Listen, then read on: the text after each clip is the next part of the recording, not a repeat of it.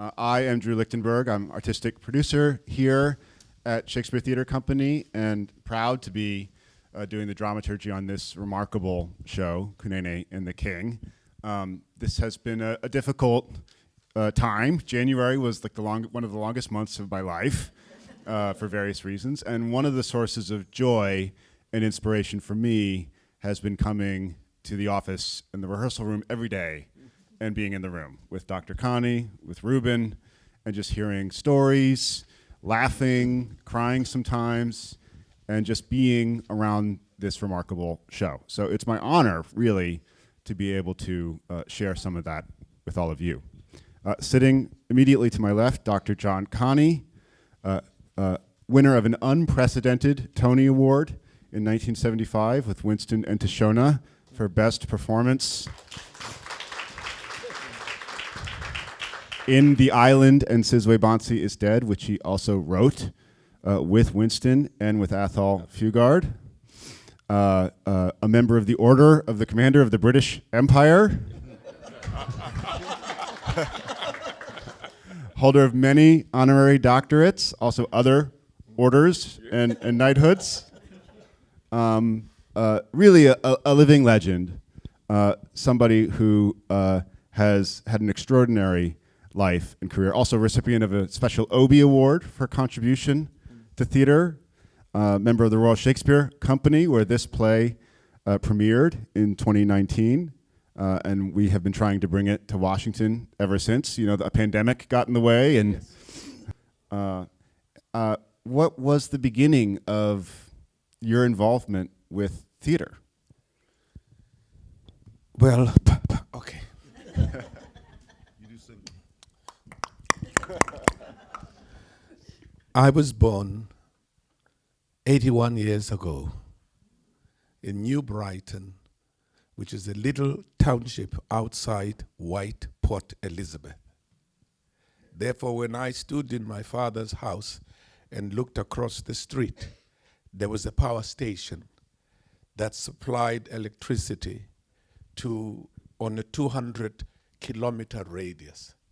But we were using candles and paraffin lamps because we were not connected to the grid. When I stood in my father's house and I looked across the street, I could see the edge of White Port Elizabeth with the traffic lights and the lights during Christmas. And we had no lights, electricity in our homes. So it sort of dawns very early in your life, there's a difference. But mom and dad try to hide this difference as much as they can. So every time we have to go to town, you see, South Africa is the only country that has put a racial flavor on the word town. I don't live in a town, I live in a township. That township means that's where black people live. So it immediately draws the line. So you would then sit here and watch what was happening. We only could go shopping on the Saturdays to the big shops in town, the white shops with everything. But we go to stop drinking water on Friday at 10. Because when we go to town, White Port Elizabeth, there are no toilet facilities for black people. Unless you go for another mile towards the major bus and railway station. But where the shops are is quite far. So my father would say, I hate going with children to town, because as soon as we get there, they're going to want to pee. So I remember I was still a kid then. I said, you know, children, when they say they want to pee, they're like us now. The over 80s. We've been holding on for a quite long time. And suddenly says, I want to pee. You are late when we say that. So as our age now, I was telling Ruben, at our age, I think and I go. So I told my father I want to pee. He said, make a rainbow. I stood on the pavement in the city on Central Main Street Road and I made a rainbow. And the policeman came to say, what the hell are you doing? But my father was 6'8" tall, 2 meters wide. That was my perspective as I tied his shoes. So the white policeman says, but you must teach him manners, but didn't stop me. So then you grow in that context of seeing the stark differences And you look at your father, you look at your mother, you want to ask, why are you taking this? But then you see their commitment to your future in their eyes, that they have sacrificed their own dignity so that you could have a better future than them, so that then you could see them and be very proud of everything they went through for you. Before you called them Uncle Toms, before you told them coconuts, before you called them people who were submissive and did not fight against the apartheid regime, they were not thinking about them. They was thinking about me and my future. So you finish high school, you go to university, and it meant nothing because still the education for black people was void of any knowledge. It was simply English. Absolutely simply English. So when you finish, you have no qualifications basically. You got this piece of paper that says you're a BA degree, whatever it is. So my idea then was I wanted to tell stories. My grandmother was incredible. She was a storyteller. She would tell the stories to me, and then she would say, you tell me a story. I said, I can't tell stories, I'm a children. She said, no, tell one of mine. And I would say to her, the problem with your stories, by the time you're halfway, I'm asleep already. I don't know how they end. And then she said, make it up. That was the cue for me, make it up. So, and you grow, and then one day we were part of drama groups in the townships and singing song and dance. Somebody comes from the rural areas, comes into the city, gets blinded by the lights, gets drunk. They were always like a terrible ending, or saved by the songs of Jesus and singing and that, but they were never about what was happening in our lives. Until she told me a story, and she said, 7 little frogs were playing in a pond, and across the pond came 7 little snakes. The frogs jumped out. She said, we can't play with them. They don't look like us. Look at them. And then the snake said, ooh, they've got things protruding on their body. And the frog says, ooh, the scales, the skin is difficult to touch. Even their tongue is split. But being children, they forgot those differences, and they had a great time that afternoon in the pool. In the evening, the little snakes went home and told Mom and Dad, Papa Snake, we got these friends, the incredible friends. Wow, it's such a great time. We're going to the pond tomorrow. And Papa Snake, what are they? He said, they're frogs, Daddy. He said, invite them for dinner. And Mama Snake said, they'll be the dinner. On the other side of the pond, the little frog said, we met these incredible, incredible friends. Mom, they don't have legs, they've got nothing, but they move so fast, they beat us when we swim across the pool. And Mama Frog said, who are these friends? He said, snakes. He said, give me the phone. We're relocating to the other side of the forest. So the afternoon came, and everything was fine. The sun was shining, the birds were twittering in the distance, but the laughter of the children was gone. I made a vow in my life. I'll get those kids back in that pond. It's my responsibility. And I did it in 1994 when Nelson Mandela became the first democratically elected president of South Africa. I got the kids in the pond. That's why I became an actor and a writer.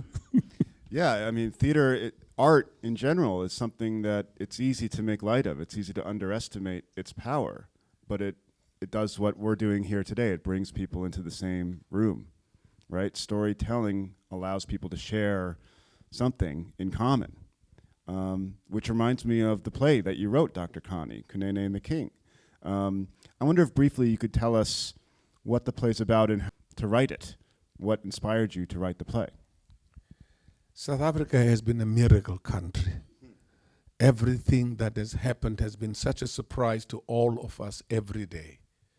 You almost think, why did we delay for over 400 years to have a great country and a great people? So 2019, I knew that we were going to celebrate 25 years of our democracy. And of course, I talked to a friend of mine who is black. I said, what are we celebrating? And he says, look, we've got a lot of challenges. But the fact that we finally joined the human race as human beings, not just as black South Africans, that we shall always be grateful for. The fact that we have free to pursue knowledge, happiness, success. But we do have problems because we underestimated the real demands of the people. And we also did overpromise during political elections. I'm going to create jobs. I'm going to do this. I'm going to get rid of that. I'm going to do this. I'm going to upgrade the women's status. I'm going to do this. We can't do that when we're politicians. Surely don't we know that now? Then I asked a friend of mine who's white, and he says, what a mess. The economy, the crime, the violence, the unemployment. We were the reason for everything that we in a country that's almost a failed state. And I was quite curious about these two different interpretations. And I realized he's on the other side and the other one is on the other side.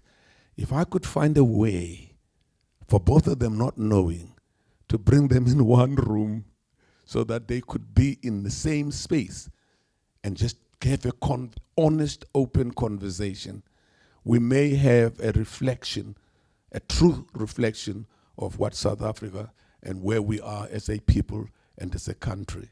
So KUNENE and the King is bringing these two wonderful human beings together in one space. Then I thought, oh my Lord, how am I going to get them together because that's difficult. I said, okay, the white dude is an actor. Great. He's a brilliant actor. Oh, wonderful. It's English, therefore it's liberal. I sometimes make that mistake. Therefore it's liberal. Then he knows about humanity because artists are a gift to humanity. Their role is always to hold the mirror so that the audience or the society can see themselves. They have no solutions, but they can raise the problem and put it on the table. Therefore, if he's an actor, then he's got a good heart. Then he's human. And I found another black guy. I said, okay, he's a nurse, but retired. He needs a job. Because, you know, we used to say, white people retire with retirement packages. Black people go on pension with the last 2 months' salary when they are about 68, 69, and what's the rest of their life? Because we live longer these days. So what are you going to do now? There's no income. So I put them together. He's got the job, and unfortunately I had to find why would he come and help him, and I found a disease that would keep them together. But there's one thing that was common among them. Lunga, the character, was black. He's a great, great lover of Shakespeare. In comparison to other great African writers, he always sees him that he's a scholar. He's a Shakespeare says. In the meantime, the white character is an actor who's about to do a great Shakespearean play soon, but he's sick. So that what holds their lives together is their love of Shakespeare. I'm trying not to say more about what the play is about. So that you could come. So there is a Shakespeare discussion through the play, through the point of view, for instance, one from the Western culture and concept and about what culture, and then there is the African point of view. So there's discussion between them, and things like, if you have a wife and you can't get a son to inherit your cattle, then he says is what, then your girls will inherit the cattle. And the black man says, oh no, get another wife until you get a son from her, and then the son will be the heir. And that's the point of the conversation between them. So, KUNENE and the King examines 25 years of democracy in South Africa and where we are at this moment. Examine the relationship of two human beings. If they could only give a chance to look into each other's eyes and see each other. There's a wonderful greeting in isiZulu, sawubona, meaning I see you.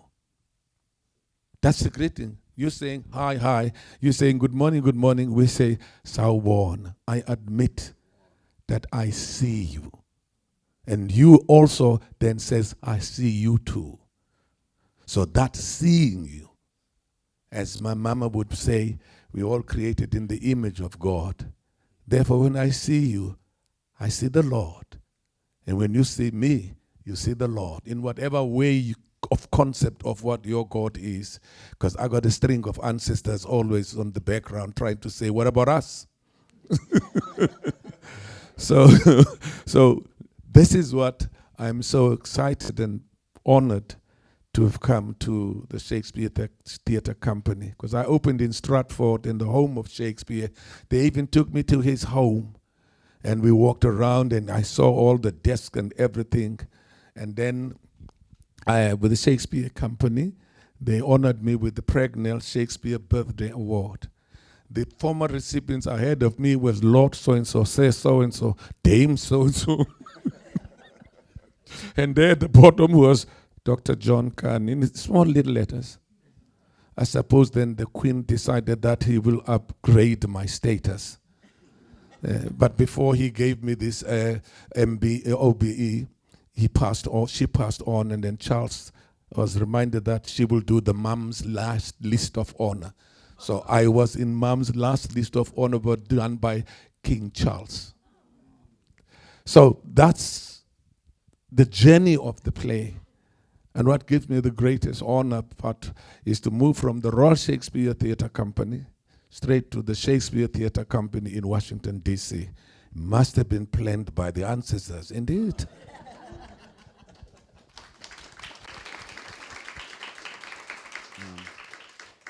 Ruben, you strike me as someone who, it's difficult to get you to do something you don't want to do. I just got older. As I got older, you could stay home more. Yeah. You know? And the news, I think, when we reached out to you and shared the script with you that you wanted to direct was a really big deal for us. So I'm just curious, what drew you to working with Dr. Kani and to KUNENE and the King? What was it that made you want to uproot your life and come here to Washington in a time of upheaval and direct this play? It was just the name, Dr. John Kani. I didn't even read the play at the time. I said yes. They said, Dr. John Kani approves of you to direct this play. Would you come and direct it? I'm like, yes. And then I said, like you said in the play, oh, mommy, now I gotta get out of my own house and go sleep in a strange bed. Try to figure out where I'm gonna eat. And my wife is in there cooking good food. Baby, I'll miss you. But listen. Right now, I'm not 81 years old. I'm 69 years old. But at this point in my career, I look at this chapter of my career as however long it is the last chapter. Because 10 years is 15 years. I mean, God got the number. I don't know. But the things that are most important to me is that I continue to learn and that I find myself in the presence of the teachers that I need to learn from. I learn from everyone, even the actors, the young actors I work with. I learn from them. But the babas that I've had, the fathers that I've had, the leaders that I've had throughout my career have been many, and they have been great. You know, when I talk about Lloyd Richards and I talk about Douglas Turner Ward, and even in Detroit, Dr. Vaughn Washington, and different people who've taken me and snatched me by the collar and sat me down and said, listen, boy, you can be something, but you got to listen. Okay, we're going to drop this knowledge on you. And at the same time, I threw my knowledge to them. I'm going to read this play. You got to listen to it. No, I don't have time. You got to listen to it. I start reading the play. But when they mentioned Dr. John Kani, I knew that I would have the opportunity to sit at the feet of one of the greatest artists that this earth has ever seen, one of the strongest advocates for humanity, one of the most powerful voices. He sits here and you hear this little laugh You hear him laugh and y'all laugh with him. But if you look at the life that got to this laugh, it's a lot of pain in me. It's a lot of pain in him from my life. And we get a chance to not tell a story that's, there was 3 wolves and we get to reveal, we get to share our lives. And in that sharing, hope that we can penetrate your heart, penetrate your thoughts, your mind. So he said, Dr. Kani said, I see you. We want you to see us. And we want you to see us whole. No one that I've ever encountered has sacrificed more for us than Dr. John Kani. Assassinations attempts on his life, beatings, solitary confinement, stab wounds, shots. I mean, think about it. We talk about theater here. He's talking about life. So when I get a chance to sit in or come in that room and be in the presence of this greatness, of this knowledge, it's a blessing. So then they told me, oh, but you're directing too. Oh, yeah, I'm supposed to be directing. So, sometime I stop rehearsal and we just sit down and talk, and I'll ask him a question. And an hour later, I'm still sitting there with my leg crossed, listening to him, and the stage manager's walking around behind me. I'm like, what do you want? What do you want? Like you asked a question about him in Winston. I asked a question the other day, and we were an hour, and I'm just fascinated by him and Winston, because the night prior to that, I went on YouTube to look at The Island, and there's a 5-minute, 6-minute scene with him and Winston. It's like they give an Academy Award soon. Nobody in this season, you look at that 6 minutes, no one in this season that's going to win an Academy Award could do what they just did. It's because it becomes bigger than acting. It just becomes life in the sharing of. Anyway, I'm not going to preach no more because we preach. But yeah, so when he called me and asked me to be with the doctor, and I just have to add this, the first play, I went to all state universities. My first theater company, they never gave me anything. Then I never got any role, no matter how good I was in it. It just, we know that the white guy can do the role. We think you can do it, but we know he can do Mark Anthony. We don't know about, so I never did anything. So one day, I started directing my own self and stuff. I'm gonna direct a play. So I directed Sizwe Banzi is Dead with me, doing Styles and Buntu. And the university lit up and said, this kid, have y'all seen this kid do this play? And from then I said, well, I got to do it again. So then I did Blood Knot. And so I said, I got to do it again. Then I did The Island, My Children, My Africa. And in each one of those plays, all the places I keep looking, I see this John Kani. It's like when I started doing August Wilson, I kept seeing Charlie Brown. And I was like, I got to meet these people. And all these years later, God saw it fit and generous enough and gracious enough to bring me full circle to the man that created the role that literally launched my presence in this career as an actor.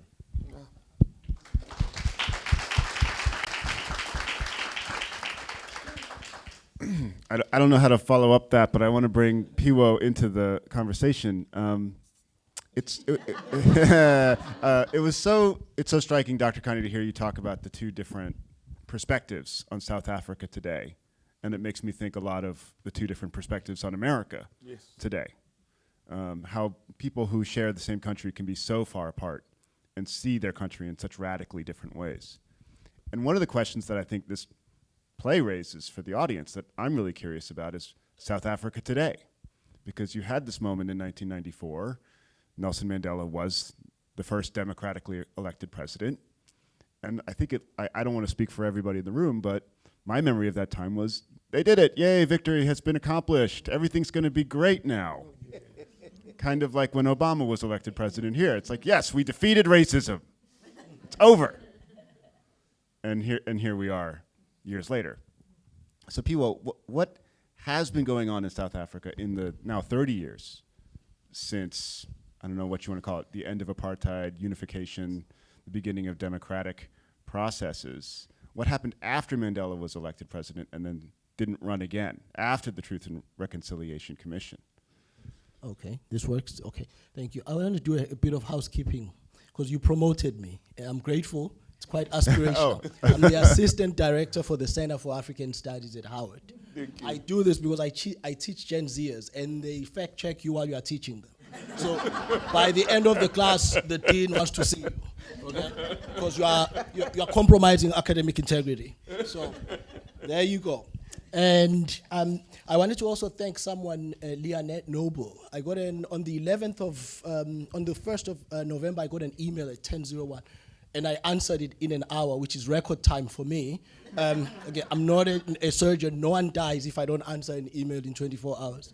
So I would like to thank you, and wherever she is, if she's here. Line's here. Yep. Shout out to Line. Thank you very much. All right. Yeah, I think Ernest Hemingway mentioned it quite well. Life breaks everyone, but some emerge stronger at the broken places. There was a bargain in 1994 that I was 14 years old. Yes, I'm 45. I know I don't look it. Gen Zs keep me young. Right? There was a bargain that I was 12 years old. Nelson Mandela attended a rally in my province of KwaZulu-Natal. And he said, take your guns, take your spears, and throw them in the ocean. It was a very powerful moment. It angered people because people wanted retribution.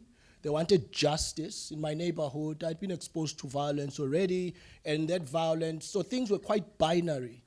Government bad, freedom fighters good, and justice shall come. But there was a bargain, and this bargain was, I suppose, that at the broken places of South Africa, we're going to put a shroud in some of these broken places.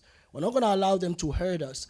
And of course, it was an advantage of hindsight. South Africans had looked at Zambia, giving people 48 hours, and Congo, and they'd seen what had happened. So you couldn't self-immolate this new country that has such potential. And this country had a combination of factors. The people like each other. There had never been religious strife. The tribes intermarry. The people really don't really hate each other that much. So that helped. Right? If you did a referendum, even then, or black South Africans, and say, should white South Africans leave? The referendum, I would say, or black people would say no, because they recognized that these are us and we are them. But this bargain was premised then that certain things attendant to a developmental stage would be forthcoming in short order. It was not helped by the fact that the politicians had overpromised. In that rally, I remember, may he rest in peace, but Tata Nelson Mandela was there. It was the only time I saw him, a god-like figure. And he said, free houses. I remember it said, I shall give you free houses. We were all looking forward to free houses. Now, this is important, because even though I grew up upper middle class, I never wanted for anything. We had running water even during apartheid, complexity. We had a General Electric fridge, which means some companies in the US had not really cooperated with the sanctions, but that's another story, right? So my neighbor had a Chevrolet, another story. Okay, so there you go. However, though, this idea of free things that the government shall produce, what it did was it paused a lot of potential in other people who had otherwise would have been very much forthcoming in the economy.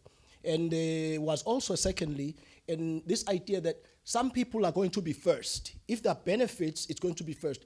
Who are these people? Liberation leaders, because they fought, people who were in the struggle, people who suffered while we in South Africa had running water during apartheid.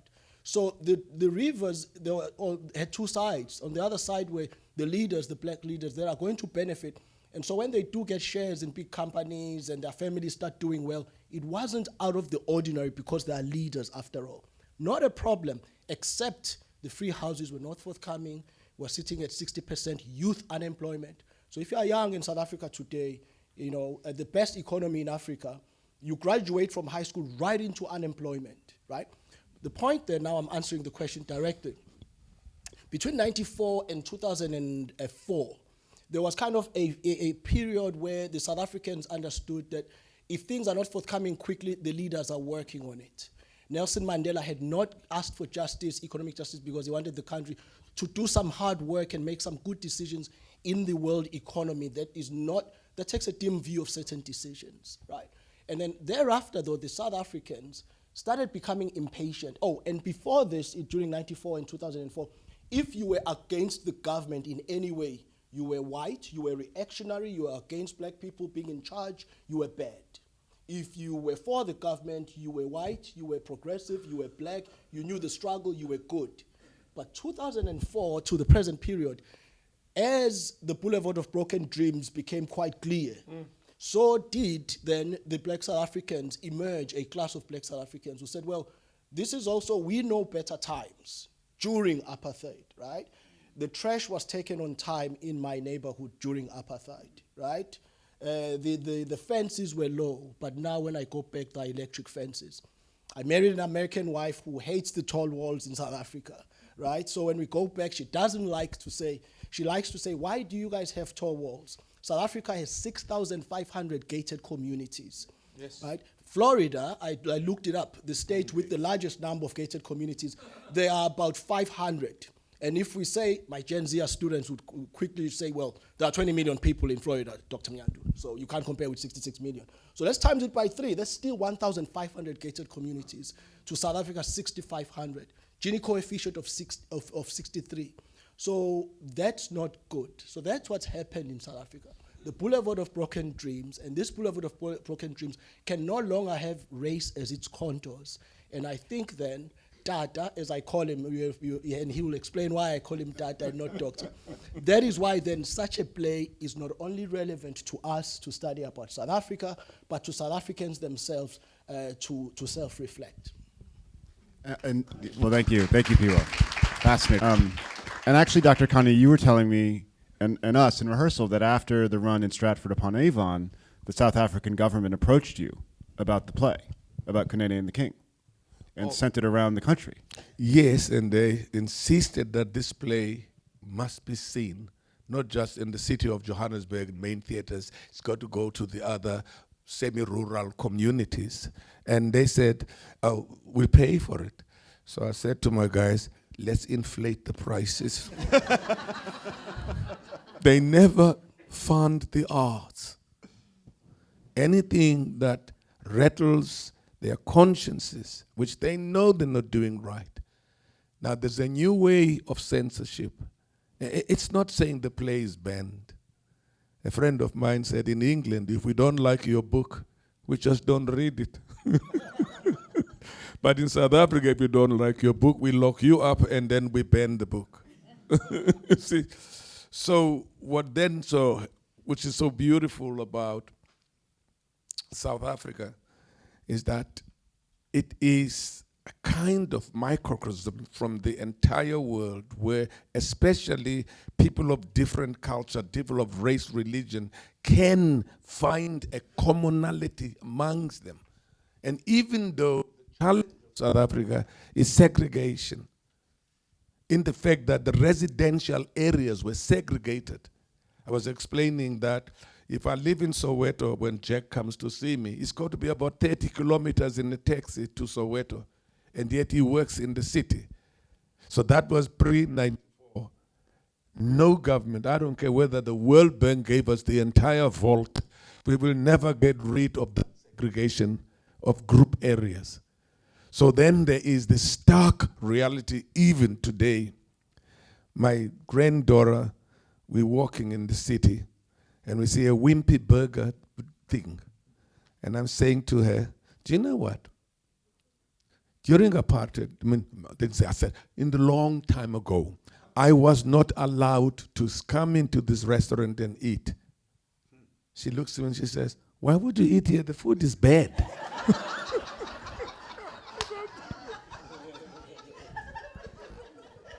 Two options, shut up and move, or sit this thing down and explain. But then I realized, no, I can't burden this wonderful soul by my past. She'll find out. She'll make those connections when later. So we live in this extreme right, extreme left, extreme or in the center, and everybody has moved to the center. And there's a lot of pretense and that we're okay. People have learned the political correctness language. People do not speak from the heart so that you could say you can't say that, or no, this is not the way. So that's what's happening. So we've learned how the West operates, by projecting this normality of everything. And then when I get to London, I see more people sleeping in the streets. I see more people sitting underground trains. I see the deterioration of the neighborhoods. When I move from London to Shepherd's Bush to the other areas, I see the grim and the crime. But then I come to America, I see New York. Oh, the bright lights only in Times Square. As soon as I move 1 inch left, I'm sort of hit by the reality of poverty, unemployment, dissatisfaction, unhappiness, anger. People have no time even to see you. They're just walking because they're walking with the world on their neck and they're only dealing with their own problems. There is not even a time to say hello. And see, the thing that still makes me a proud South African is that when you walk and I say, Kunjani Mfowethu, how are you? And he doesn't say, fine, thank you. He says, I am fine. I just went to see my mother the other day. She's okay too. Oh, my sister had a baby. I'm standing there listening to this biography of his problems and family. It's normal in Africa. That therefore, and when he says, I have a problem with my sheep, there's a bit of tick that I can't handle. Say, oh, my uncle had used this. You must go to that agricultural store. They would do. So you share information and be useful in that one meeting to each other. I had to say to my American friend, says, hey, what's happening? What's happening? And then he moves, says, hold it. I don't have money to eat. Can we have this conversation? So I feel basically, I make a difference, a huge separation to government and the people. The people are different. They are the people that are on the ground. These are the people I communicate with as an artist. I have no language to communicate with politicians. I don't understand policy. I don't understand what they talk about, absolutely. But all I know that there has been a massive rumbling, a near volcano happening in this country. And I'm sitting here and I'm thinking, my God, what has happened? What has happened? I can't work it out. Maybe when I do it in another 5 years, I'll bring a play that makes me understand what actually happened. Where was everybody when this happened? Why was everybody silent when this happened?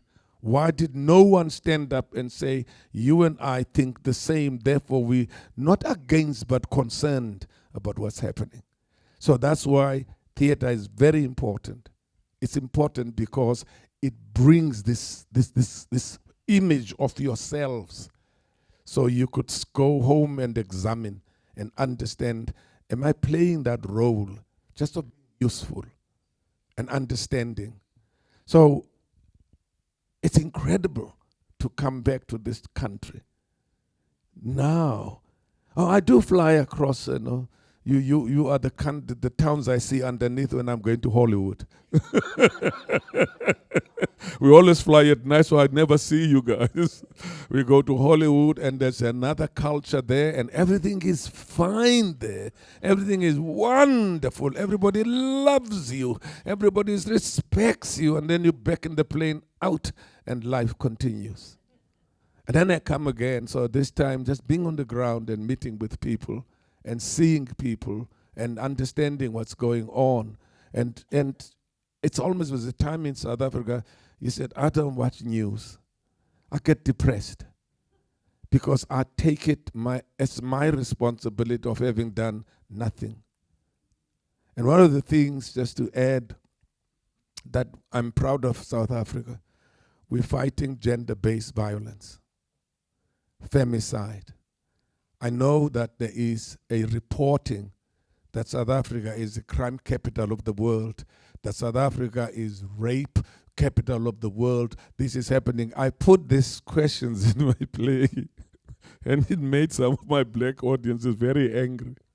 Says, but you couldn't have said that. I said, no, it's not me. It's the character I wrote that says that.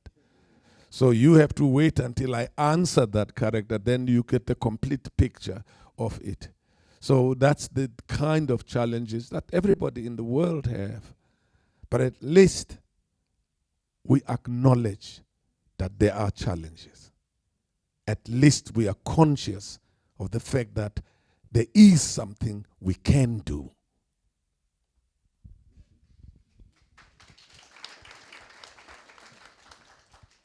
A couple more questions. I'm sure people in the audience also have questions. And you mentioned one of the most effective forms of censorship, Dr. Kani, is the government not funding the arts.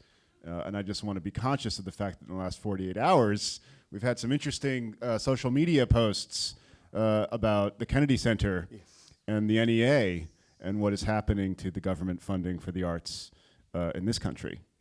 And also, just to mention, when you were creating the island in Sizwe Bansi is Dead with Winston and Athol, that was illegal, yes? Yes. Like, it was literally illegal to gather in the same room and create a work of theater. During the apartheid, it was called the Rioters Act.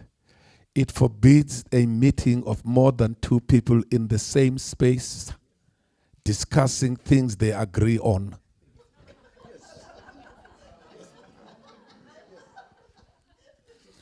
Except religious meetings and sport meetings.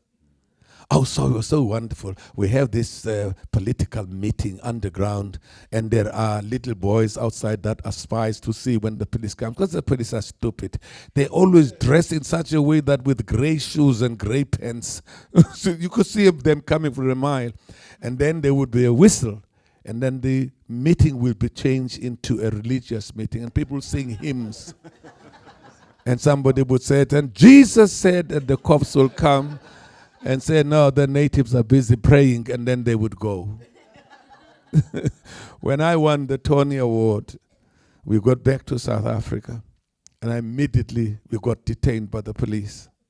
During the interrogation, I was being interrogated on a critical review by Clive Barnes in the New York Times. So I'm trying to explain to this policeman, I didn't write that. It's that white man in America. He wrote this about the Mbadiki Party, says, but you made him write it. When I did Othello playing, the first black Othello in South Africa ever, I was on the way to the theater. I got detained by the police. And he said, here in the page 3, the other guy is coming in, the tall one, what was his name? Iago, something like that. You ask him to go and get the girl who's Desdemona. He comes in, you go to her, you kiss her on the cheek, and she stands there. It doesn't say anywhere here in the script that you kiss. Okay. In this page here, just before she goes, you pulled her against your body, because Desdemona was white and I was black. It doesn't say that. It says they embrace. So how come you held that holding her more than a minute? Here, as you come out there in this page, and I'm listening, and I had a strange, great satisfaction. The policeman read the play. Right, so he's doing some dramaturgy there on Othello. So What did Shakespeare actually write about the embraces of Othello and Desdemona? I said to him, you see, sir, when Laurence Olivier and Maggie Smith did this play a long time ago, Laurence Olivier had to put a lot of black makeup in his hands and his face so that he would look darker like a Moor. So every time they try to celebrate this newly found love, these are just married. They are going to be on their way to their honeymoon. So they would be little kids kissing and pecking and swagging. And every time Laurence Olivier did that, he left a black smudge on the costume, on her face, on the makeup, and which infuriated Maggie Smith. Sir, I don't have that problem.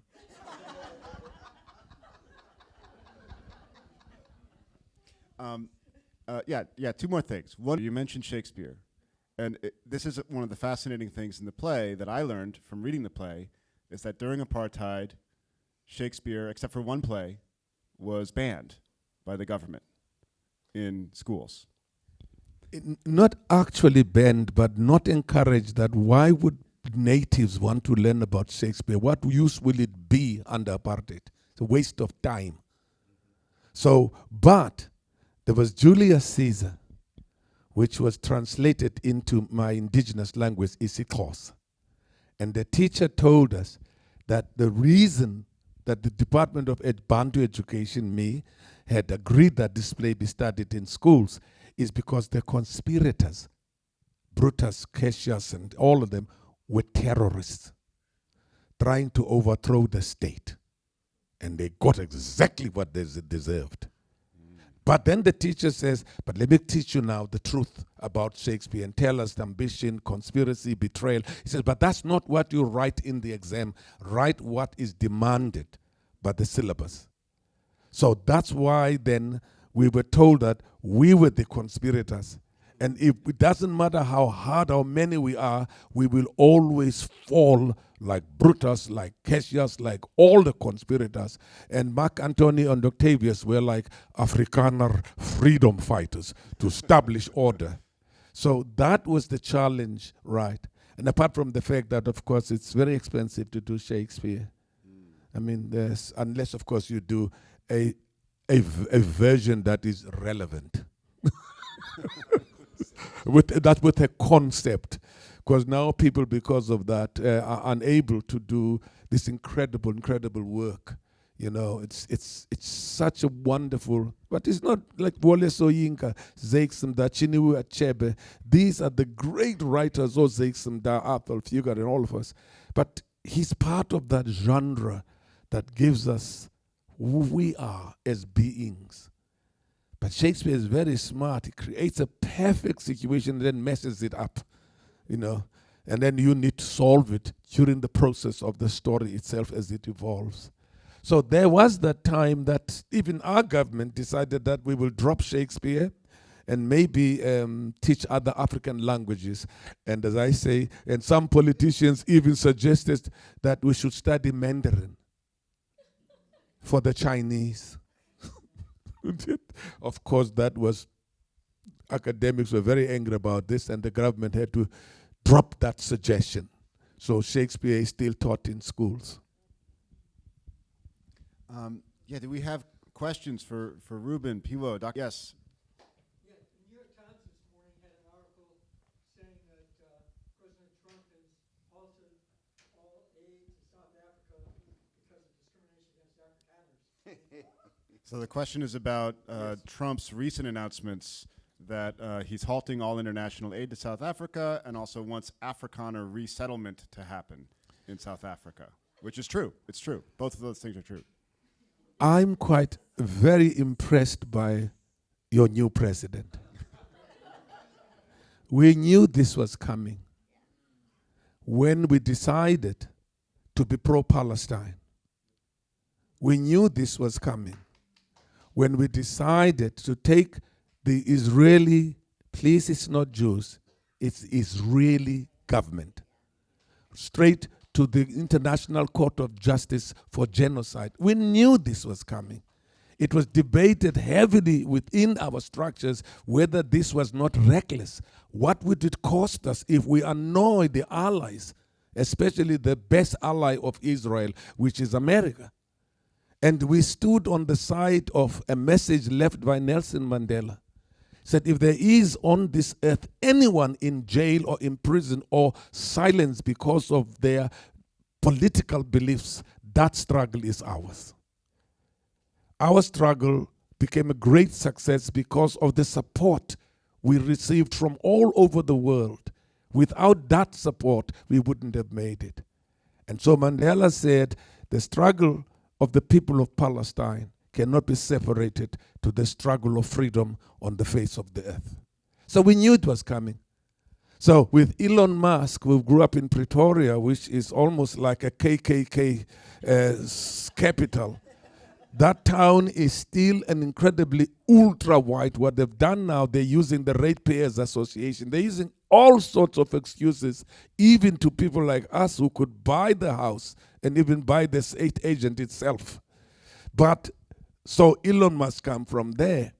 So we knew it was coming. We're not surprised that he would first get us out of AGOA with special tariffs and all. He's saying, what I love about him, your president, he makes it clear it's not that the farmers are threatened. It's the Afrikaner people of European descent. None of them are of European descent. None of them. They're not of European. They're a new breed. They're as old as 1948. Exactly the same time the state of Israel became. When Rudolf, is it Hess? Rudolf Hess? Yes, when he died in Spandau prison, South African government lowered the flag half-mast. So we knew this was going to happen. But how can you starve us when you're far away? The thing now we have to deal with, are we now being driven? Of course, the other thing we knew is that we joined BRICS. So we knew that this was going to be a problem. So we were prepared for it emotionally, economically, and we can tell Mr. Trump, keep your America and leave Africa. It belongs to us. Ladies and gentlemen, I'm so sorry to interrupt. If someone has a silver Toyota parked on the street up here, it is about to be towed. Silver Toyota, alert. So it has a handicap placard on it if that is your car. Great, and I will go with you. All right, All right. we are preventing a car from being towed. Yes, a question over here in the front row. So, I just wanted to give you one story. My wife of 44 years now and I were in South Africa, invited by Nelson in 1994. So my black African-American wife. And so we're in Cape Town, and everyone's saying, well, who are you? Because there was no miscegenation. And they said, well, they must be Asian. And then we go to, that we must be Asian. But then we go to Johannesburg, and they think my wife is a prostitute. And the other thing I wanted to say, the quick little other thing about Palestine and South Africa is, in 1971, I was at Harvard Law School, and we were protesting divestiture. Today, when you do anything at Harvard Law School, so I was just there for my 50th year reunion, on Palestine, you get banned from the library. Yes. Well, thank you for sharing your own anecdotes about traveling to South Africa and also your research. Thank you. South Africa had what was called the Immorality Act. The Afrikaners felt that there are 3.2 million of them, and there's about nearly 50 million black people. There was a fear of wiping the white race out. During 1994, there was a rumor that they printed almost 5 million new marriage certificates because they thought the floodgates would be opened. Every black young boy is going to run for marry a young white girl, or it's opposite. It didn't happen. We had to use those marriage certificates as parking tickets. So you being with your wife there, it immediately assumed that the relationship is illegal. As a result, if I then get caught with a white person, white woman, she gets a warning. I will be charged with rape. If you get with a black woman, you get a warning, she'll be called a prostitute. So that was the first of the things of 168 racist laws were removed by Nelson Mandela in a stroke of a pen, and not presidential order. He signs too much. Question here and then here. What is the condition of the theatre in South Africa today? Theater in South Africa today, and also we could broaden that, historically. I mean, anti-apartheid theater was one of the main instruments in bringing apartheid to the international attention, not least your productions of The Island and Siswe Batsi's Dead. Theater is the most powerful weapon for change as art in itself. art speaks to you individually. You react and engage a piece of art. So you are able then to create this illusion of entertainment. And in the meantime, in a very subtle way, you're slipping in the little messages that makes you think again.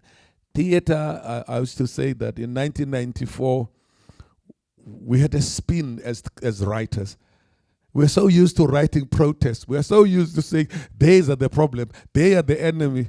And suddenly in 1994, okay, we're no longer the victim, we're part of the problem. Therefore, the solution must come from us. And that's what theater was from 1994 to about the year 2000. And from 2000, writers began to find another voice. And a voice that spoke and addressed issues of humanity, that addressed issues of AIDS and HIV, addressed gender-based violence, violence within the family, non-education, teenage pregnancies. Theater in South Africa will always be content-driven. It'll never be no, Nanette, just because we're having fun. When you do that, for instance, in my theater in South Africa, the Market Theater, and people said, oh, I took my friend to the Market Theater, and they were doing some English play, so what's going on there? I said, it's theater. We also want to act in Run for Your Life by Ray Cooney. But that's theater. But today, there's a new voice coming in theater. The younger writers are even questioning the decisions we made. There are hot discussions that we sold out. Mandela actually sold out. People say strongly and they say, why did you agree to this? Why did you agree to this? In hindsight, you could say that, but at the negotiating table, there was the possibility of a civil war. The arms were ready. That's when you say, take those spears and AK-47s. He said it to 90,000 people in the stadium. And everybody says, this old man's getting senile, man. They finish his brain, man. We have to go kill them white people, man. And I was also thinking about countries where I could send some white people. I know that the EU government is thinking where to put the Palestinians. I wanted to send the entire white people in Greenland. It's too far from us. But then it became obvious that it was an impractical thought. In fact, it was ridiculous. We have built this country together. So the theater always is like that suggestive mirror.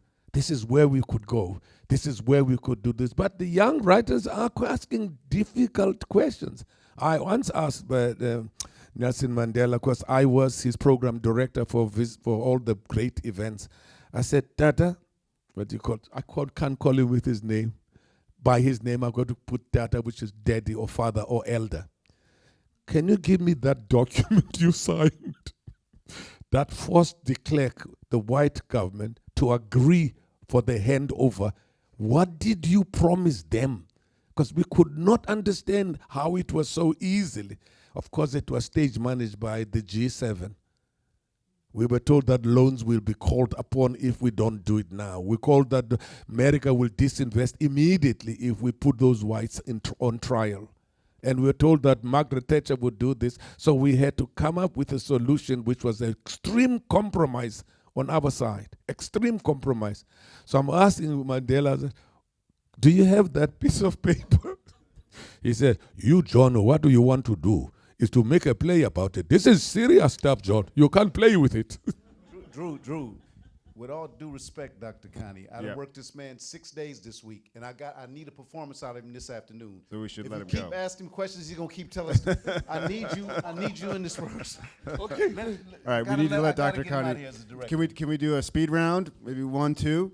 Yes. And you had your hand raised. So, that flip of that question a little bit and that response. I personally don't find Americans to be especially educated in world history, or even current events for that matter, globally. How do you use the arts in your course to educate with perhaps people not realizing that they're learning? And also, Mr. Hudson, how do you in your work do that, like in the theater, trying to educate without maybe people feeling like they're getting a lesson? Okay, Okay, so a question for Piwo and Ruben about using the arts to educate, and there was a question here as well. Yes, I'm teaching my students that we brought from Gettysburg College from Pennsylvania about the Truth and Reconciliation Commission, which I personally think that out of everything that happened in the 20th century, the Holocaust and the Truth and Reconciliation Commission, the Truth and Reconciliation Commission as the shining star of South Africa. I'm curious about how people looking back on TRC think about TRC. Okay, so a question about TRC, and Dr. Kani, I think, was referring to it as well. And was there one more? Yeah. I see you. I grew up in rural Arkansas to sharecroppers. We didn't have running water or electricity. I slept with my grandmother who told me stories. The one thing that we don't have in common is there was no place for me to see anything different, and we always do. You say, why didn't we rise up 400 years ago? We don't see it. It never happened. And I believe in the power of storytelling. I keep trying to think of ways how we can have culture shock. When I first came to Washington, I was in such culture shock. It took me years to adjust and figure out how to get along. I believe in the power of storytelling. How, especially now, we need to get theater into rural areas where people have never seen anything but what they have. And television isn't doing it. We don't have newspapers. So we can't get grants to do anything like that. But we have to show somebody a different way before they can see a different way. Well, thank you for your comment about the importance of storytelling and theater, and for sharing your own personal experience. So yeah, rich topics, and maybe give Dr. Kani and his vocal cords a break. As Ruben was saying, got to work him. We have a designer run through this afternoon. So, well, I'll start with the TRC. TRC is quite difficult. I lived 10 years of my life under apartheid. So we were one of the guinea pigs of integration, the first schools and things like that. And then I remember watching the TRC. My mother never watched the TRC proceedings because it was quite painful. And so there was an abstractness to the TRC proceedings and the merriment that followed that was not shared by people who had lived through it. And again, I come back to this idea of a bargain. This bargain that, look, we're just going to kind of suspend some things. We just want our kids to go to nice schools. We just want to be friends, pretty much. We just want to be unbothered. And, South Africa is a very great country, and we would like to participate in its economy. So the TRC then, I remember when I came to America for my undergrad, I couldn't sit through a class about the TRC, right? And that is why I had to confess to Samantha the other day that I don't watch any movie that talks about the TRC or apartheid, because I lived it. So there's you are more sensitive to things you live through. But my children probably can be able to critique these things. So the jury is out on the TRC, and as it is on other matters. But the TRC, again, was understood by many people that, well, some people are saying sorry, some people are not. It doesn't matter. No one's going to go to jail. Kind of like, I'm putting it in simple terms here. It was on TV, was supposed to show remorse, but it kind of achieved for a minute, at least anecdotally, look at my mother, the opposite effect. But again, my mother did not die angry. My mother just lived on. She wanted her pension paid, right? So I always come back then, the reason for this, for the disenchantment that is quite, that Data has been able to portray on the play quite well, is that people don't want abstract things. They know that South Africa is a rich country, richer than most of Africa, and it should afford them a certain standard of living. Some of them have experienced this standard of living before, and they would like to experience it hence. Now, with the languages, I teach, of course, American students who have not left the country. And so you don't want to judge them. You want to, we are creatures of our environment, right? My students, what they know about South Africa and Africa in general is not their fault. So you want the students to know that, and to know that African subject matter, African plays, African languages are actually now gateways towards understanding the rest of the world in a very important way that has everything to do with their majors, whether they're actors or journalists. For example, at Howard, we have the largest program of African languages in the United States. Well, we found out that if we teach a student, if they take 4 classes of an African language, when they become a journalist on CNN, they get to not butcher African names. So when they go to an audition, if they're actors, they get to shine and be competitive simply having taken Swahili. Because, for example, there are 2, I'm helping you out here if you ever have African friends. There are 2 golden rules that I shared earlier on with African names. This will help you. 1, I came up with these rules. 1, there are no silent or secret sounds. You know in French, the word loi? In Zulu logic, there's a W there. Where is the W? Right? So in Zulu logic, no. It should be low E because that's exactly what you see. So there are no silent or secret sounds, right? So what you see is what you say. Rule number 2, you attack the vowel. In American English, sometimes people like saying, you know what I'm saying? Right there, you've disappeared 2 vowels right there. Not so in African languages. So what you see is what you say, and you attack the vowel. So say every vowel. So KUNENE. Everyone say it. KUNENE. There you go, the rules. But most importantly, my other hat, I study China, Africa. That's my area of expertise. And in the last conference they had in China, and I'll tell you in a minute why this is important for what we're doing in students. Xi Jinping said of the 10 things that he thinks are important between China and the world, 1 was about soft power. That the world doesn't know enough about Chinese play, Chinese language, Chinese art, Chinese everything, Chinese architecture. And for the first time, a Chinese president is looking at basically capturing the attention of the world about soft power. So in a time when we're decreasing our emphasis on soft power, our emphasis on our students understanding being culturally competent about the world, the Chinese are putting more money in African languages and cultural competency. So it goes without saying who's going to be at an advantage in 15 years' time.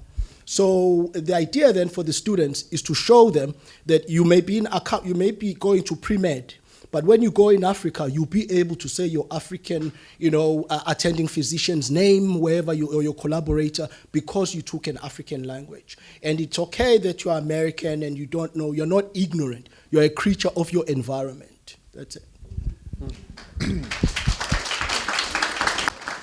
I want to take your class, Dr. Mnyadu. Ruben, there's a question I think for you about theater for social change. What was it? I mean, I'm fascinated listening. I forgot what it was. What is it? Well, I think it was the importance of theater as an educational tool in your practice. Well, as Dr. Kani said, it's shining, that mirror, it's putting that mirror in front of you. So the theater is the only place that I have ever been where I can actually tell the truth and be exactly who I am in all aspects of who I am. I can be absolutely whole. I could be as vulnerable as I am. I could be as powerful, mean, sweet. I can, everything that involves humanity, I can reveal and be safe. If I'm mad as hell and want to say real harsh things, I could say them on stage and people ask for my autograph after, Or if I'm like just a weak person that's a loser, I can be a loser and then they embrace me after. So the theater, but more than anything, it is an opportunity for you to experience culturally who I am. How I do things, how I talk is okay. I mean, I'm a doctor too. I don't boast it, but I'm a doctor.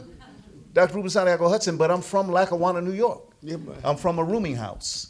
So I never took the rooming house away. I added my PhD on top of it. On top of it. So, I mean, we can wax the language eloquently. I've done a lot of Shakespeare. I'm the second black director at the Delacorte Theater in New York City in 50 years. Mm-hmm. Plus, I'd been on that stage 4 times in lead roles. So, but in university, in theater, I did not do 1 lead role in grad school. And I'm the only one in that entire class that came out and performed at the Delacorte. So it gives me an opportunity to shine, where America is always putting their foot on you. And when you shine, and what are you shining about? You're shining about your people. You're shining about what mama taught you. You're shining about your culture, your food, the way you dance and talk, the way you court, what's important to you. We in theater can tell you what's important to us. You come in, pay your money, and sit there and let the lights go down with complete strangers and embrace it. Mm-hmm. Where you won't embrace it if I say it in real life. If he said some things in here that upset some people, obviously. It got real quiet for a second. It did. I mean, let's be real. But he can go on stage. It's harder for him to say that in person to you than to get on stage and say it. Because it's a performance. It's a play you say. But it's life. And I don't mean acting is life. Acting is revealing life. You know, it's not imitating life. It's revealing life. So if you bring yourself and your comments and in your passions and compassions and things that in intellect to your roles, and for real, like I tell them all the time, don't try to get it right, get it true. If you get it true, you can get it right. But get it true first. So that means bring your whole self to it, which is the best of what you can bring. Theater allows that. America does not allow that of me. America hates parts of me. And theater loves parts. Most parts of me. I've been the hardest characters in the world. They be like, we love you, Ruben. I'm like, I just told America to go to hell. I just said Abe Lincoln ain't shit. And y'all came and said, you know, I said, the great white fathers, what did they find? The fathers, what, Columbus discovered what? And everybody, if I say it, and you can't talk about Columbus. You know, President Reagan was a good man. Well, you know, President Reagan, excuse my French. But it's like, I can say it on stage. I can't say it in life. Theater allows us that opportunity. And for people of color, we have no opportunities that we get that we can squander. Theater is the biggest mouthpiece of it. I didn't matter in this world. I don't matter in this world when I'm walking down the street. Women clutch their purses and pull their kids close to me. And then I'll be in another place and somebody will be like, oh my God, are you the captain on Castle? Yes, ma'am, I'm the captain on Castle. Yeah, so we can't live as people of color whole in this world, but we can live whole on the stage. We have to take advantage. It's the greatest weapon we have to fight any bullshit, excuse my French, I know it's a recording, in this world. We fight it. We fight it. And also we reveal to you how magnificent, how beautiful, how complex, how intelligent, how passionate we are as human beings. In closing,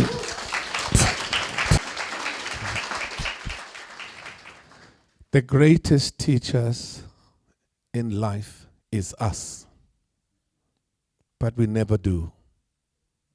We sit in our homes with our children and our grandchildren, and we never tell them nothing. They see the news, they see what's going on, they see what's happening on television. You never pick up that conversation at home. So what do? You allow social media, you allow Google to take your responsibility to educate these children. The only way that made us within South Africa and on that continent is that we were required by our parents to be able to say, my father Ngufanel, his father was Fikile. What was Fikile? He was a great farmer. His father was Ndanti. So what was he? He was a warrior. His father was Mjaja. His father was Ngantlumbe. My father would make me go about 15 of these great warriors that gave me the sense of I belong to a line of great nobility. So I could stand in any environment and I am who I am, and actually I'm royalty. So the problem with us, none of us when we go home are going to talk about what happened to our grandchildren. I went to the STC today and there was a discussion. We talked about South Africa. We talked about the play that is coming. What was very important when I heard that speech, heard those conversations, these are the things I need to talk to you about. Our children are dying to listen, but we come back home very tired. Husbands go back to complete on their laptops. Moms are so tired because they've been standing at the job the whole day. They want to take off their shoes and sit down. You tell your kids to shut up and go up your room, and there's every gadget that opens them up to everything. A friend of mine said, I looked into my daughter's diary and everybody freaked out. But she had written, I can't survive anymore. Said, and I didn't want to tell my wife what I've read because she'd scream at me that I read my daughter's diary. She overdosed the following day and died. And she said, if I had played the role of a parent and said to Lisa, sit down, sweetheart, I'm sorry you're going to kill me, but I read your diary. Can we talk about what are your challenges? It is our role as parents and grandparents, because we no longer live with our grandparents who pass on the oral history and the heritage and culture of the past generation. These kids come straight from university, find a flat, find a job, hook up with Maria or Tom, and they're gone in your life. We're the loneliest elders on earth. But at least Africa, we're still required to tell the story of this tribe, of this family, of this clan. So when you go home, talk about these things. Talk about what you saw. Don't leave the kids behind. Because when you come into theater, ask them what you're doing. If he's going to come with Patrick, and I hate Patrick, but let him come. Because then we pass on who we are. We pass on that dignity, that humanity. And they could say, I learned this from my mom. When I was starting in my career to do lectures, and I quoted all the philosophers, all the great people that I met, and their names, even to Marxism and Lenin and Fanon. The funny thing now, when I talk to people, I still remember what my mother used to say to me. She wasn't a professor. How would I keep what she was saying? Do you know why? It didn't go through the other ear. It stayed in there. Now it comes out as wisdom. Please pass on the wisdom to your children and grandchildren. It's your responsibility, or there's an idiot out there that's going to teach your child. Thank you. It's something that just strikes me. I gotta respond to. Dr. Kani talked about his father telling him all these generations of great men and great warriors and useful, proper human beings, wonderful human beings. I don't have that. That line got cut off in 1619. I don't know. I can go back far as McKenzie, Alabama. That is the difference. That's the difference between people, the black people in America. It was cut off. And that's what you got to understand sometime. You know, that's what we're seeking. That's what we're trying to find out. Now they got all these little things, you put a little spit in this or touch that or give me a little blood and I'm going to tell you exactly where you're from. Do you believe? I didn't give them none and I ain't give them no spit because how you going to tell me, you know, it's so many things mixed in me. My name is Ruben Santiago-Hudson. I can go to Puerto Rico and go back. I can go back. They start talking about when the Spanish came or when my great-great-great-grandmother was brought from Sicily as a maid. I'm like, so Marcucci is one of my names. Ruben Santiago, Ruben de la Cruz, Marcucci Castro Santiago. So I'm saying, what is Marcucci? That's Sicilian. What the hell I get Sicilian? So who's going to find out who my great-great-great-great-grandfather and what kings are in my family?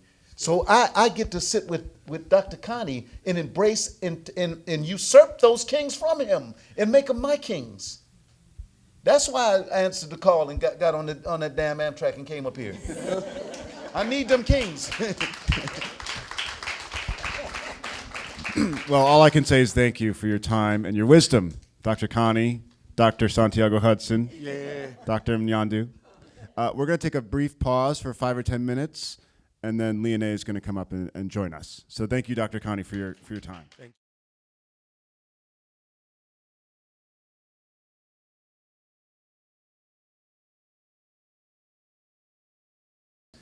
you. I've been directing a long time, you know, I know I'm young, but I've been directing professionally for almost 50 years. And started real young directing. They put the responsibility on me when I did Sizway. That was when I first started. And I call that professionally because they started paying me after I did the university. They started paying me to do it in different places. I've never worked with a more courageous actor. I never worked with an actor that worked harder. I never worked with an actor that, I've worked with some wonderful people, but he's so gracious in the room. And you know, and it's like people coming and like I say, sometimes he calls me sir, and I'm like, don't call me sir, don't call me sir. You know, don't do that, you know. But then I also know my responsibility. He's depending on me to make sure. And to make it even more difficult, he's done this play before with his favorite director. And then he gets me.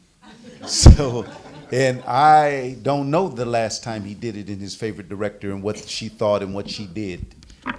And I'm interested in it for dramaturgy, but I'm not interested in it to deliver what I'm going to deliver to you guys. What I'm giving you guys is a completely different version of this play. His play, exact same words, but I never wanted to see a video of it. I never wanted to, and what I do with it, what we do with it, is completely different. So when he first saw the set, he said, "Oh, we got a real set," you know. Because when I came here not only, I came here very demanding, and you know, initially that's a hard thing for theaters to come when some hard-headed director come and tell you. I said, whatever you have done, I know you have Rafe Fiennes and you have rent warehouses and 28 actors in not the Inheritance, the Leopoldstadt? Leopoldstadt and all that. I say, I know it looks like it's just 2 actors, it's a small play. Let me just tell you before I pack my suitcase, it is a huge play. And I don't mean in financially huge, but in scope, because it will affect the world. It will affect everybody in here who has any kind of power to do something to change, to make it better. This play is going to help you do that. And so I don't want any less.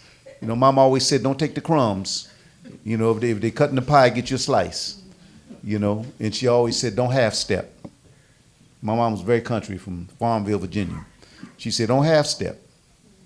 Put your whole self in. So when I come to this theater, and they have met me at that place of the things that I needed to give you guys an incredible production that matches everything in this long legacy of all this great work that they've done here. I'm not here to mess up that legacy.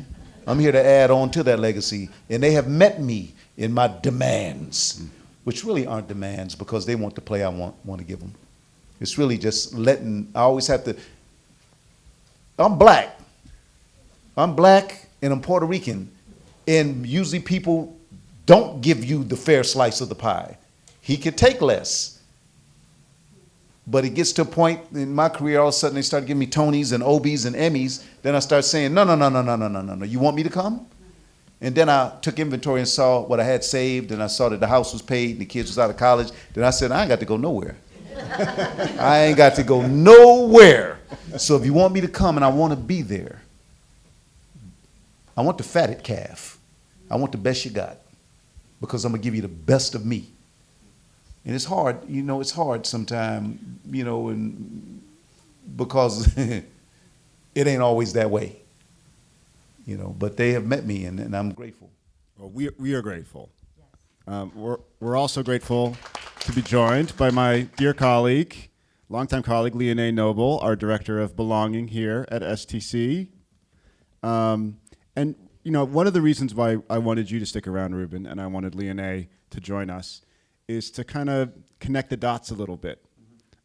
Because you got your start working with Lloyd Richards. Well, you mentioned Douglas Turner Ward.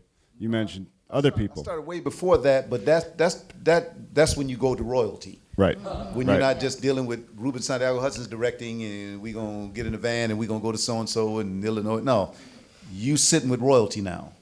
And so you look around the room and you take notice and you take inventory. But we had been working way before that. I had been working. Yeah. I just want to mention Lloyd Richards' name that's in connection with all this. And Lena, you studied with Charles S. Dutton. Yeah.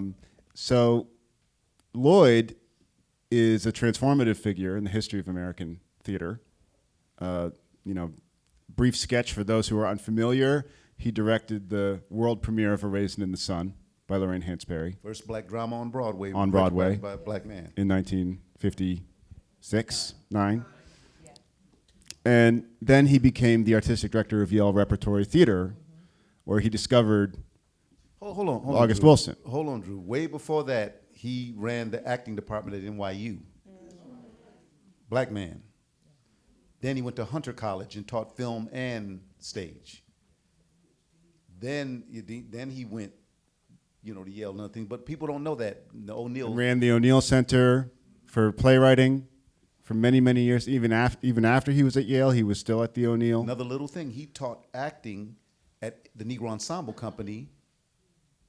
He taught all these actors I mean, all these wonderful actors, you know, were in his class. Sidney Right. Poitier, Diane Sands, Ruby Dee were in Lloyd's class Right. at Paul Mann Studios. And then Lloyd went to teach acting at the Negro Ensemble Company. Anyway, I'm just dropping history. Well, no, the history is so important, and you were talking about the importance of the ancestors, of the elders, of that continuum.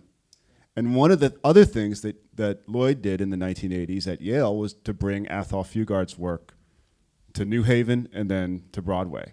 I mean, I remember reading Master Harold and the Boys as a middle school student in Amherst, Massachusetts, and that play changed my life. You know, I read that play and I thought, this speaks to me in a way that, you know, everything else in school doesn't. And, you know, you and Dr. Kani were telling stories about acting in Master Harold and the Boys. So he's a figure who is not just important in American theater history, Lloyd Richards, but in world theater history. And also in bringing these stories of conscience, of truth, of life to the stage and to American life. So I just wanted to ask you what it was like to audition for this man, to get cast by this man in a play, to work with this man, Lloyd Richards, and the fact that here we are all these years later, and the work is still going on. You know, the work that he was doing is still here in some form in this production here at Shakespeare Theater. Well, Lloyd went to Wayne State University and he graduated as a theater major. I went to Wayne State in the graduate department, the Hilberry Classical Repertory Theater. I chased Lloyd. I was accepted at Yale, but Lloyd was on sabbatical, so I didn't go to Yale.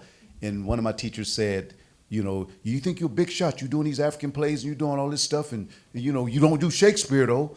And he said, a lot of times black actors don't do Shakespeare because their lips are too big and they speak sloppy and their tongues are heavy, you know. And so in the olden days they cut the corners of their mouth, you know. And I was like, I can do Shakespeare and don't have to cut the corners of my mouth just because you haven't seen me do it.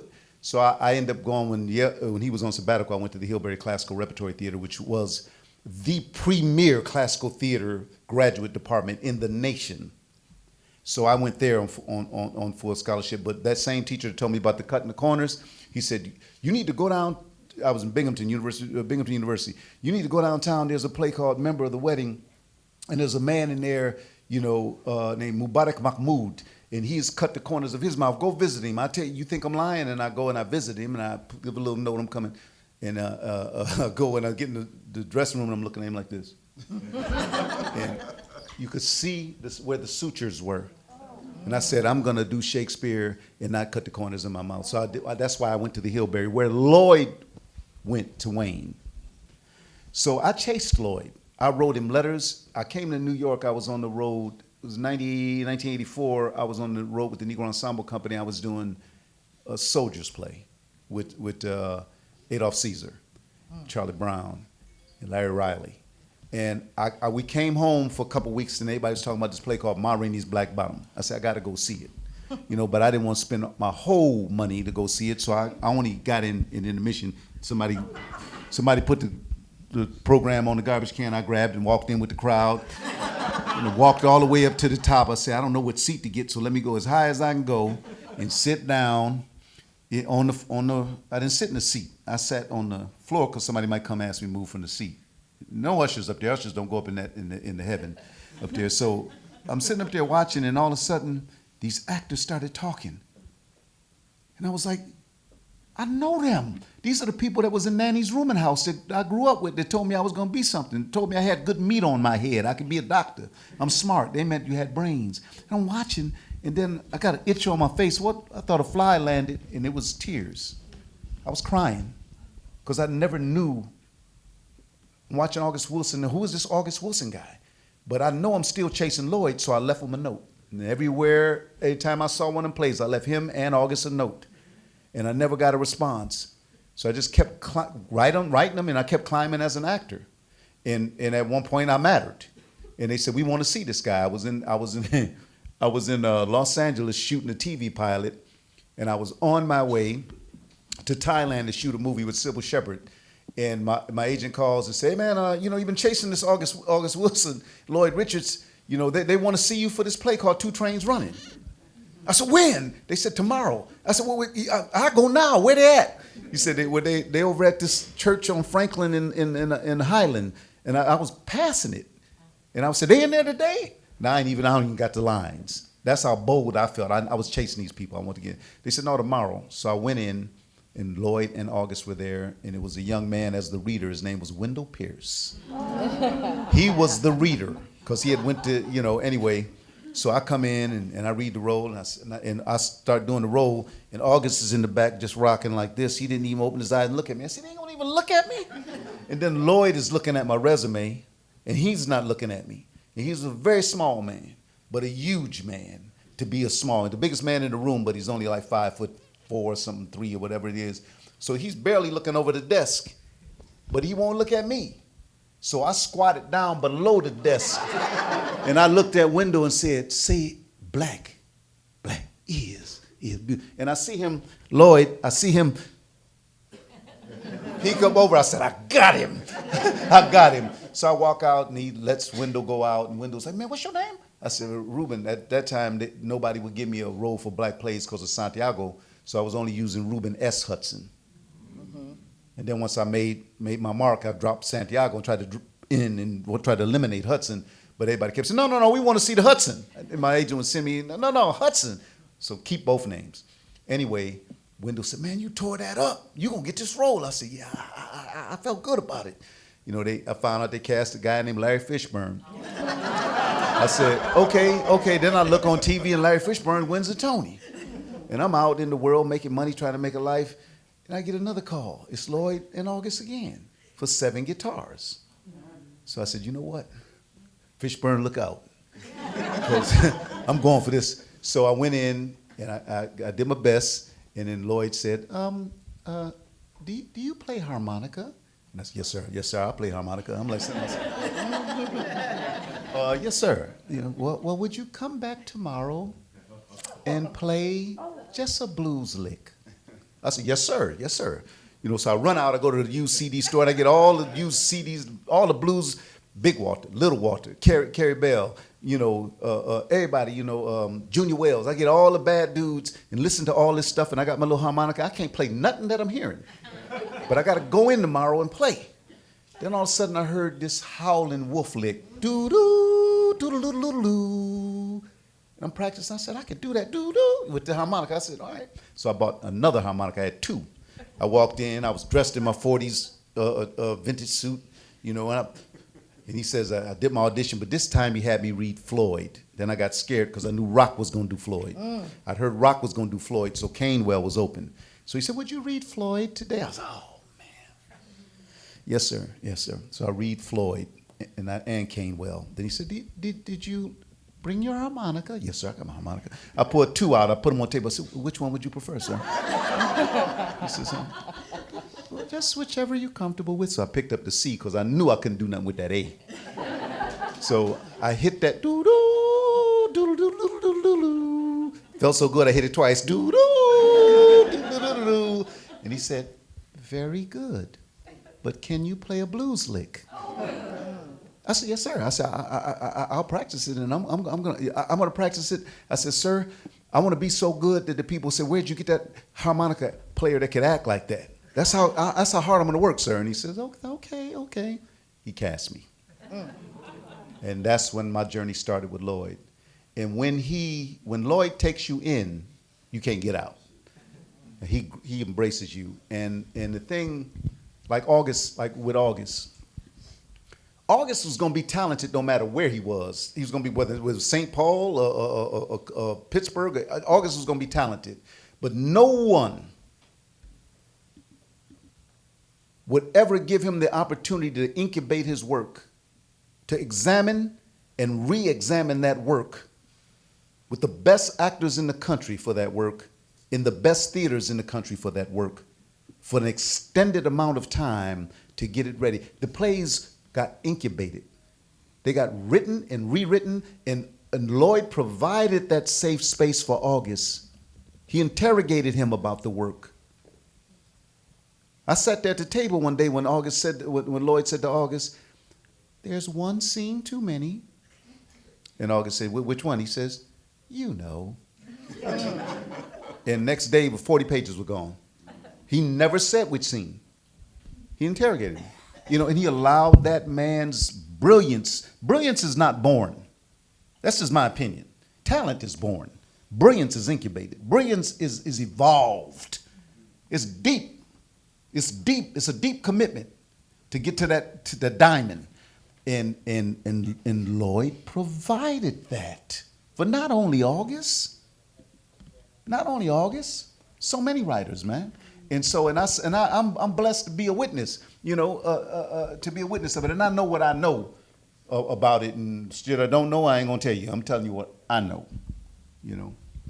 Yeah, what I'm thinking about right now is from what Dr. Kani was speaking about and the role of the parent, and listening to you speak, and just the rehearsal experience, sitting and listening to the stories, it's the fact that these aren't the stories that we can learn from the textbooks.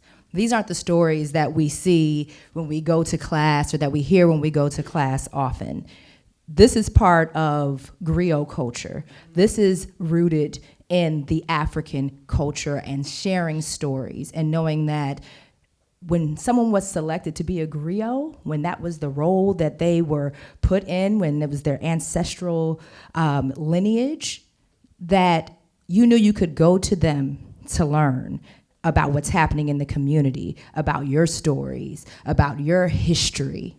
And Ruben, earlier you were speaking about the fact that we have to put our DNA into a system to learn, but we don't get the stories. We don't get that by just knowing, oh, well, you're 90%, you know, Nigerian and 50% Irish, whatever the case is. And the importance of listening to the stories. I was blessed to come up in a household where my mother was in the arts, my grandparents were in the arts, my grandmother worked with DC Black Repertory Theater, which holds a rich history, Robert Hooks, and my grandfather was best friends with Dizzy Gillespie. They went to boarding school together and he stayed in our home. So I got to talk to Dizzy Gillespie and ask him about his journey as a little kid. Once they told me who he was, as I was very little. And I also knew when I went to go see there was a more recent version of Ma Rainey's Black Bottom with Whoopi Goldberg and Charles S. Dutton, that I was going to wait at that stage door. And my mom and I, we always come prepared, so we had a video cassette of me doing some monologues, and I had a script because I knew who Charles S. Dutton was. I knew of the history. I knew that he was in the original cast for these August Wilson plays, straight out of college. And we passed him the material, and he called. He reached out. He said, I read the script. I want to know more about your writing, and he became my mentor. And I was never in the presence of Lloyd Richards, but I was in the presence of someone who passed on his stories. I never worked with August Wilson, but he was the commencement speaker at my graduation from Howard University. I walked in the hallways and I would see Ossie Davis and these figures walking around. When I took my first inside job of theater, you know, as artists you shift to inside jobs in the theater, my first one was with Manhattan Theater Club. And I walked in and they were doing Jitney, directed by Ruben Santiago-Hudson. And I told him, I was like, I picked up your Tony Award. You don't know that, but I picked it up. They don't mention that Tony. They mention my acting Tony. They don't mention that Jitney. Oh, yes. And I saw that play at least 10 times. You don't even get that many comps when you work inside the theater, but I was like, I'm making up a reason to be there. Like I have to talk to somebody, and I just end up staying for the show. And it was so incredible. When we got this play, Kunene and the King, and as an artistic team, we talked about directors. Right away, Ruben Santiago-Hudson. And the opportunities that we have to learn while being entertained, while witnessing the acting that's taking place, is so rare. And this connection that you're seeing between Ruben and John Kani, it is not common in the Black American community to have these intercultural conversations and then to create art together in this way. Yes, so it's incredible. I've had a weird journey where I've done a lot of work within the South African creative space, and from working with the Soweto Dance Theater to Lion King, Disney theatricals on Broadway, and working with that team, and then to have this experience of KUNENE and the King here, it gives Shakespeare Theater Company such a unique opportunity to connect with communities that we haven't connected with before on this level, and to have conversations like this. And it really is the griot culture, when people would gather in the village and sit at the feet of the griots and learn the stories to pass on. I think that it's vital for us to pass it on. Yeah, it just reminds me when I was going to graduate school, I think on my tour, it was the spring of 2008, and the production on stage was Radio Golf, which was August's last play. And I think he died actually later that year. And the assistant director on that production was Terrell McCraney, who would go on to write Moonlight, win the Oscar, and is now running the Geffen Playhouse in Los Angeles, which is what you're talking about, that passing it, the passing it on, and the fact that, yeah, here we are at the Shakespeare Theater, and all of these connections are still alive in the work.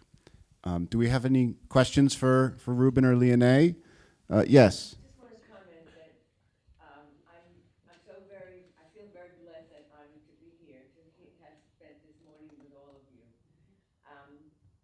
That I don't know how many of us in the audience, or the larger audience earlier, had the opportunity to see all the Wilson plays, see Dr. Kani's plays in the 70s. When I lived in New York, everything came through Athol Fugard's plays, Harold Met and the Boys. It was redone here at Roundabout, or Roundhouse. I just feel so fortunate to have fallen in to this room today and had, with very little memory, all the course I took on August Wilson, the 10-play cycle at Ollie, at the adult learning, given by a guy who's in charge of the archives at Howard of August Wilson's works. So I thank you, every one of you, for these beautiful, beautiful stories. And I'll try not to forget this. Yeah. Thank you. You know, Well, and it is a privilege to be in the presence of Wilson, in the presence of Kani, in the presence of Santiago-Hudson, in the presence of Fugard. That is rarefied air in our field, in our industry. There's a reason why it has the reputation it does, and it's one of the reasons we're so proud and excited about this production. I wanted to respond to the young lady here. If you don't, I'm sorry. I mean, she was talking about access, people having access to other stories in the arts, in what's happening in the world, and you were saying, what can we do? In the city I'm from is called Lackawanna, New York. And if you haven't seen Lackawanna Blues, it's on YouTube. Somebody uploaded it in high def. I didn't take it down. HBO ain't paying me no more money anyway. If you want to watch it, it is there. The entire movie from beginning to end, Lackawanna Blues, is on YouTube. HBO in the house. I know you're probably mad I told everybody. In that town, in that city of Lackawanna, New York, there's a building that was built 5 years ago. It's called the Ruben Santiago-Hudson Fine Arts Learning Center. That's the way you do it. You bring those kids into this art center. It took me 10 years to get that built. I would talk to the richest people in Buffalo, which is right next. I'm 10 minutes from downtown Buffalo from my mama's house. The richest people in Buffalo that own the Bills, that own all the Shays Theater, that own all the rich, coffee rich, all those rich people wouldn't give me a dime to build that center. It took me 10 years. I couldn't get a nickel from the richest people in Buffalo, not a nickel. Even if I said, come to the gala and sit at my table and just be there. And then I said, no, you don't have to come. Let me take you to a tour once we built it, let me take you to, because I have a summer program, I take 100 kids, we do theater, we do history. They wouldn't even come take a tour with me.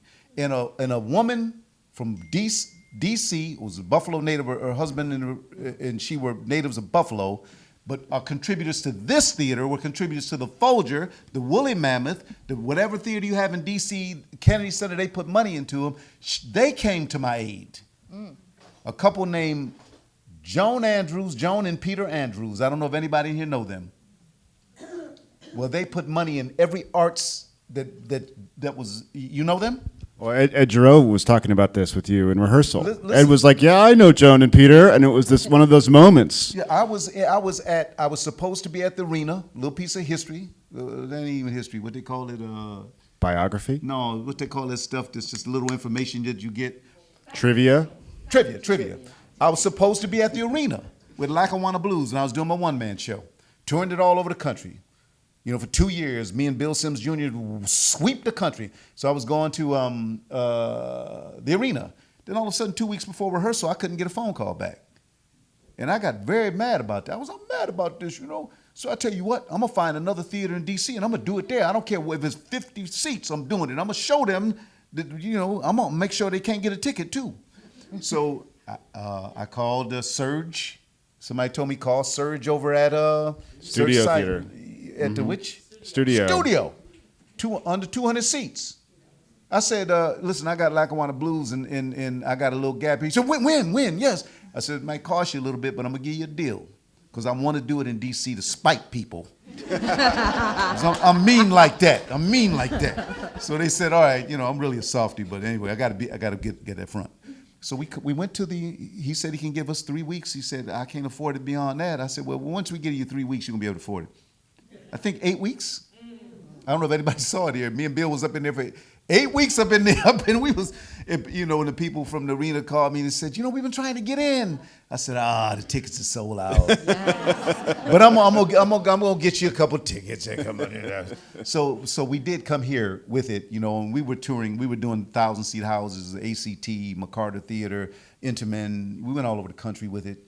But Joan saw that production.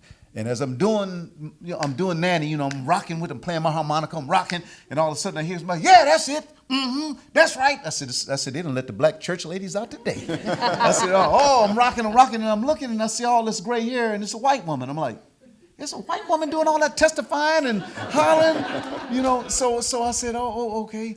So when the show was over, she's in the lobby. She bum rushed me. I was trying to talk to some pretty young ladies that was on the side. She would bum rush me. You got to go with us. I'm like, ma'am, hold on. I don't know you, but I'm glad you enjoyed the show. She said, no, we from Buffalo, and you got to come with us. Now I'm gonna just go to the end of it. We became very, very close friends, like family.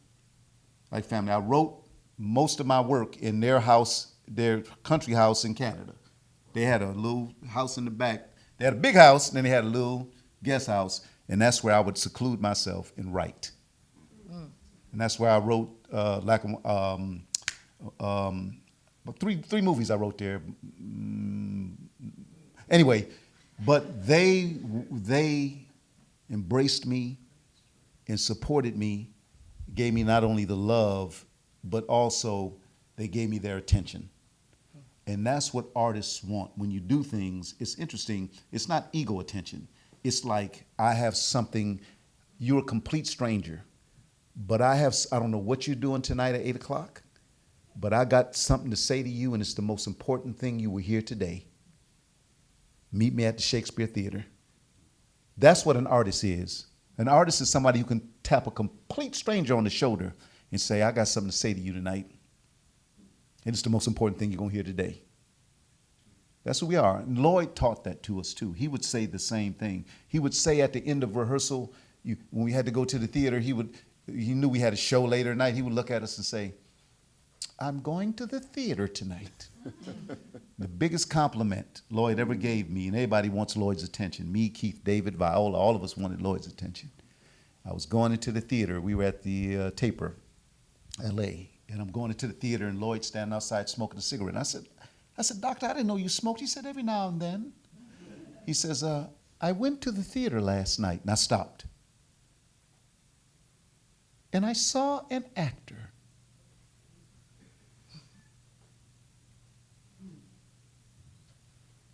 Boom, I ran into that's it. That was it.